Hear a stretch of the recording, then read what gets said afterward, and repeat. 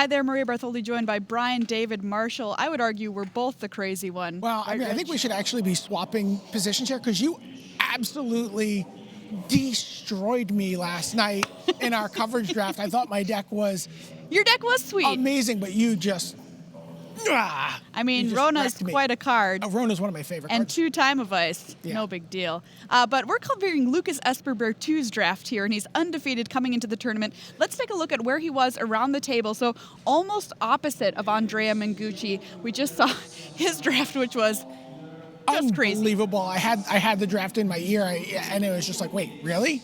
Wait, he really opened that? And just the idea that he was maybe even considering taking something other than Karn tells you how powerful his draft was going. And I hear a tale, BDM, that Karn wasn't the only Karn at this table. Yeah. There are Karn, usually a very solitary creature in Magic's history, but they've got a friend.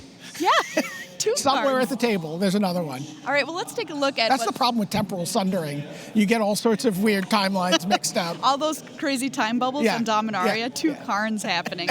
So you actually talked to Lucas before the tournament, and he told you what he was thinking about going into draft. Well, so Harry Latin is the team we covered at the open house. We went there, and he said that at the last Pro Tour, his team did not put enough effort into 8-person potted drafts, which is what we see here, and that they're very different than leagues, and that they had too much weight on card valuations based on leagues, where you'll sometimes get a 10th, 11th, or 12th pick very playable card. That doesn't often happen at a table like this, where someone's like, well, I don't have anything for me, but you also don't have anything for you now, because I know I might play you. So whereas in a league play, you're much less likely to counter draft. So he said, we needed to go a little deeper, a little wider in what we consider a playable card at the Pro Tour. And he said, sometimes you'll see what look like Mengucci accepted worse decks than you might see in a league.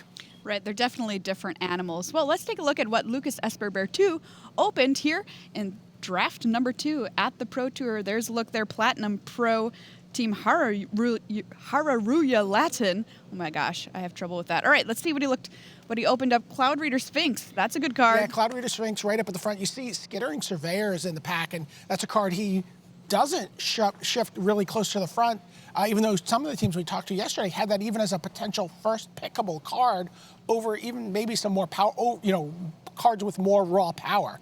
But Cloud Reader Sphinx is a card that's just continually gone up for players over the course. Absolutely. I talked to a number of players, Cloud Reader Sphinx versus Sarah Angel, and they're like, Cloud Reader Sphinx. Really? Yeah, single blue, you can splash it, and also in the mid to late game, it just keeps the fuel flowing for your deck as you get into the mid to late game. So, and that's what he takes, the 3/4 flyer.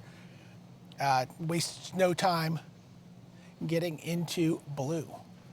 There's another Skidding Surveyor. Gilded Lotus, a seal away, excellent removal spell. Academy Drake if he wants to stay on blue. But yeah, just some really good choices for him here. Seal away seems like it was far and away his, the top card in this pick from pack. Garna is a card he's not looking to get into 3 colors by 2 picks. So looks like he's gonna take that seal away and be very happy to kick things off blue-white, a color combination that a lot of people really like, and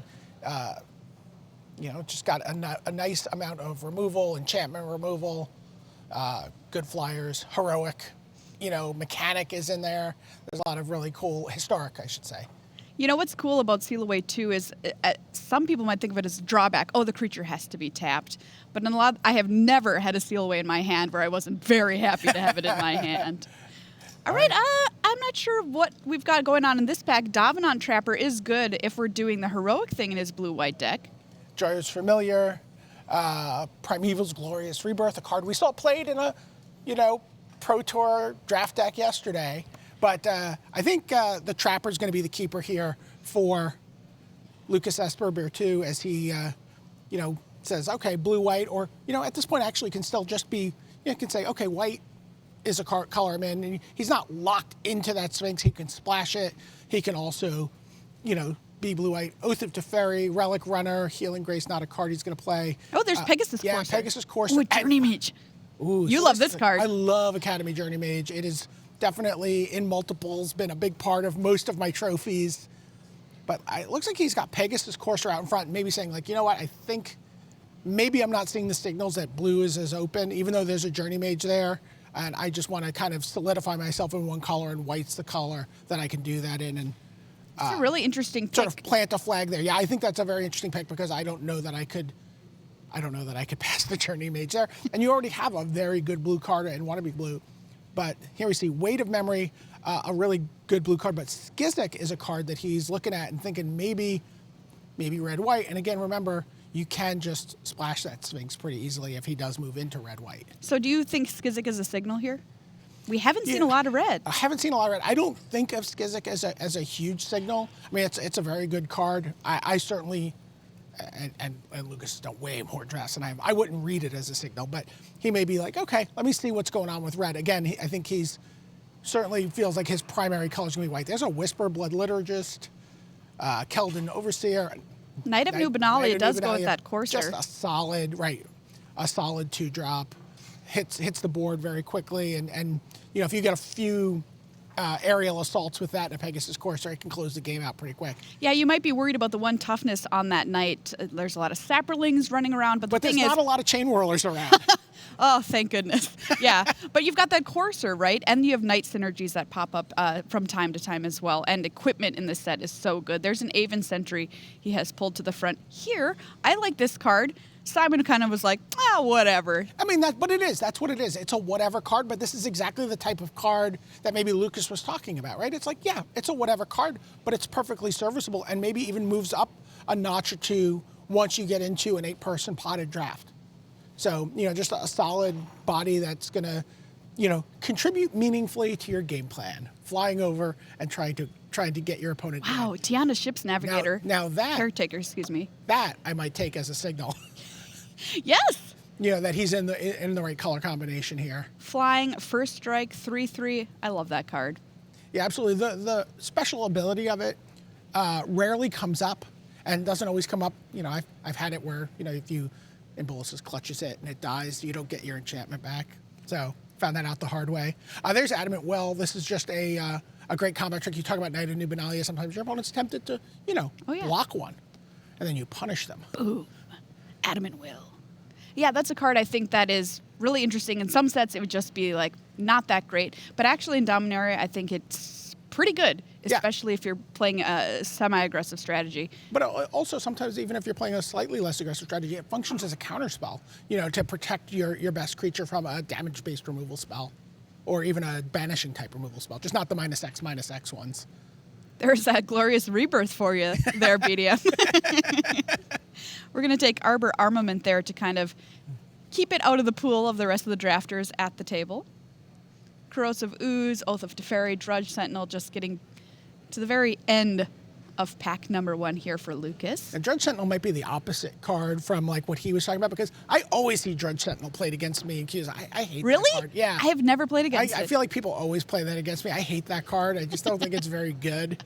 I mean, you know, I guess maybe a potential 23rd card, but... Ugh.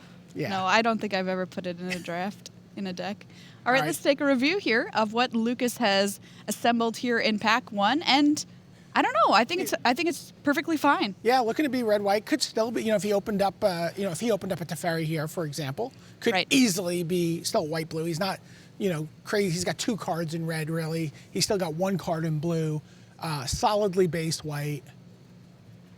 This is interesting, too, because a lot of people say the draft format of Dominaria is slow and grindy. But here's the thing. We saw a red-white aggressive deck win a Grand Prix. So this is a deck you can draft and is good if you get it. And you know what? Sometimes when the format is slow and grindy, you can just get under that. Like once everyone agrees that the format is slow and grindy, you can be like, oh yeah? Check this out. Keldon Overseer, attack. So things he might be looking for in pack number 2. What do you got your eye on? I think he just wants some. I think he just wants some red removal right now. I think he wants some more solid creatures. Wouldn't mind another Pegasus Courser.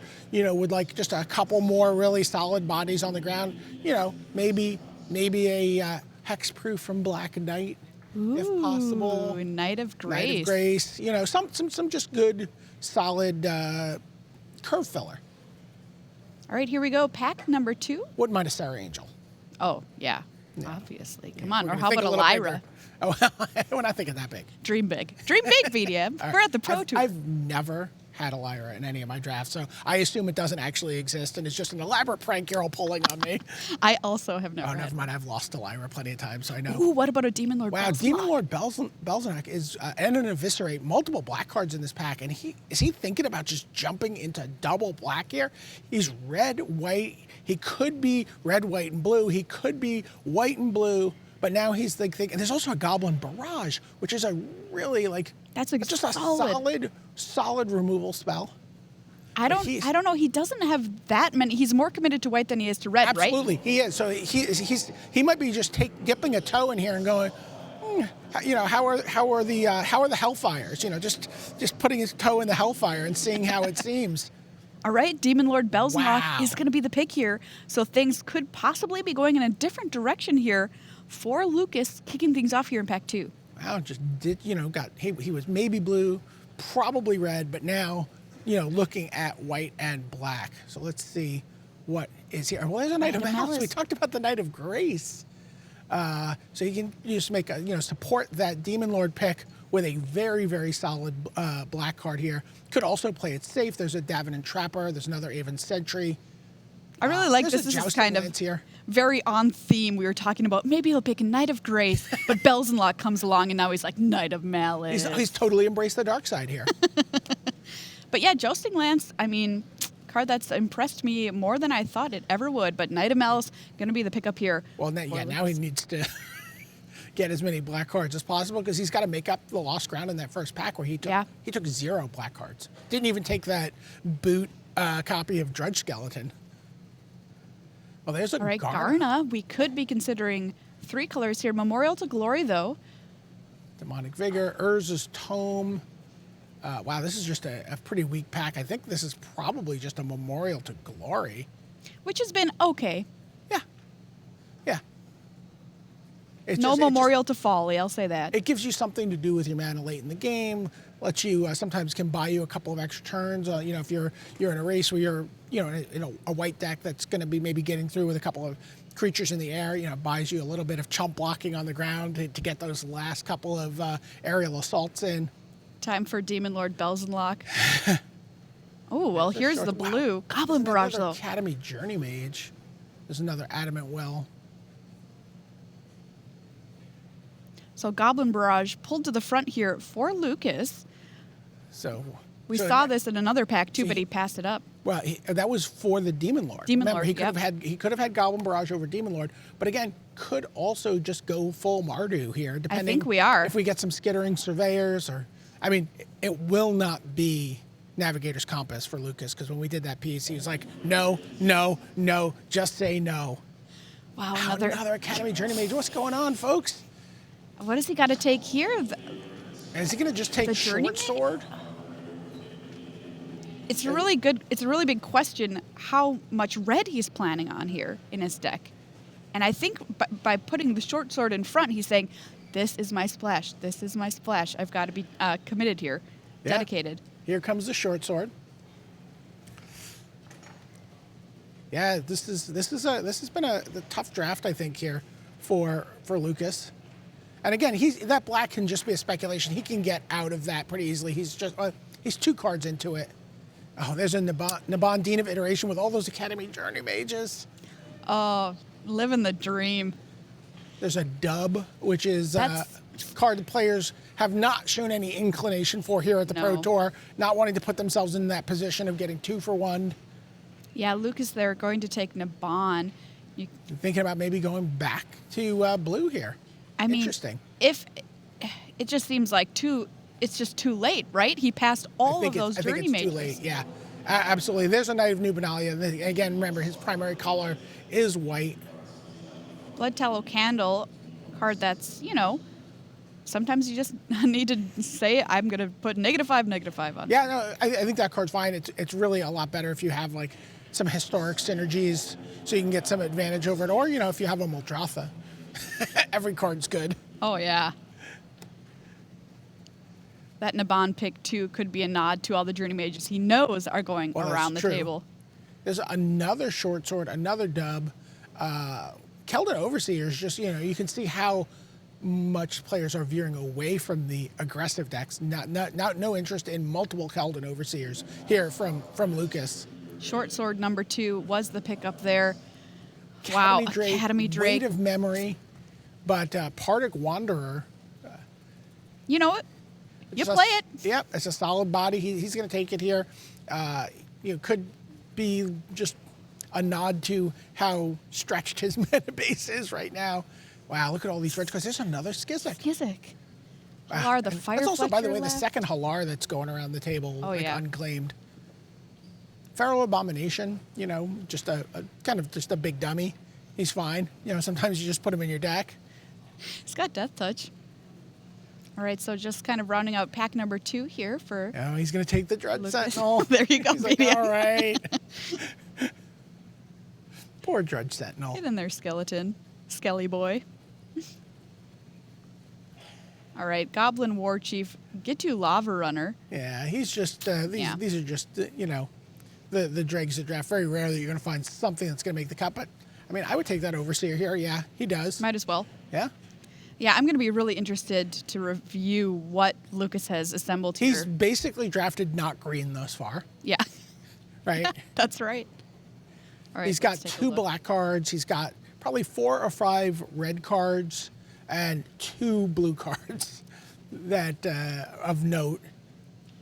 And I think Lucas is also probably pretty interested to take a look here as we review what's going on. We can kind of maybe get a clue at what he's thinking by the way that he sorts these cards. Yeah, absolutely. Well. And it looks like he just loves the upside of that Demon Lord. I mean, it's such a big flying presence on the board. Again, we talked Draws about the cards. I was just going to say, we talked about the Cloud Reader Sphinx giving you some card selection. This gives you a little bit of card advantage.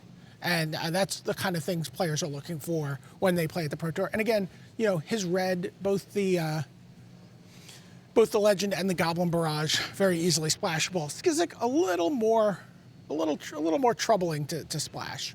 Oh, it looks like, did he take that second? Yeah, he did take the second Skizik. Yeah, he has 2 Skizik and he has Tiana and the Goblin Barrage. So it's a question of, do I want to stretch my mana base to play these 3 colors? Demon Lord Belzenlock, of course, needing 2 black.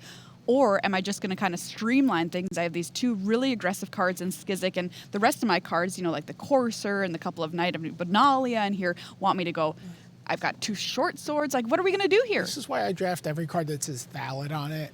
It's so much easier. You don't have to worry about all this. You don't this. have to worry about all these color choices and signals. Well, Skittering Surveyor would definitely be a premium for him. He would love to see a Skittering Surveyor. He did see 2 in the first pack, and remember, they were very early. It's a card we talked about players being willing to take earlier, even maybe over better cards, because it then, when you get into a situation later on in the draft, when you see these great cards, maybe you have the ability to support them, and you know whether or not you can get a little more crazy with your color selection for your deck. It's so important in this format. I first picked it a number of times, and I think it was right. Oh yeah, it's in my top 3 most drafted commons on Magic Online, along with Academy Journey Mage. Well, there's an Eviscerate. All right, so pack 3. That's going to be a welcome sign here from for Lucas, who also does need some more removal. Like, really kind of has the Goblin Barrage, but is looking for an excuse to get out of either one of those 2 colors, red or black, and Eviscerate is pushing him in the direction. It's a better removal spell than Goblin Barrage, and can still also, again, if he finds the mana fixing, play both.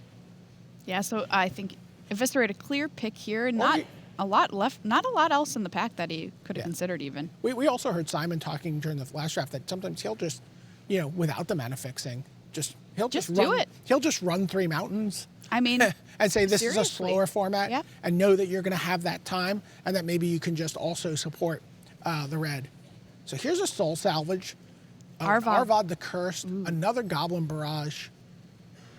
Soul Salvage, a card that can sometimes be a better divination in the late game. Yeah, absolutely, where you just know exactly which 2 cards you're going to be drawing. Okay, so it looks like he's prioritizing white and black here. Arvad pulled to the front along with Memorial to Follies, which is just an excellent value land. Also sees a couple of 2-drop white creatures and maybe thinking oh, maybe one of these 2 will come back, whether it's the Sarah Disciple or the Mesa Unicorn.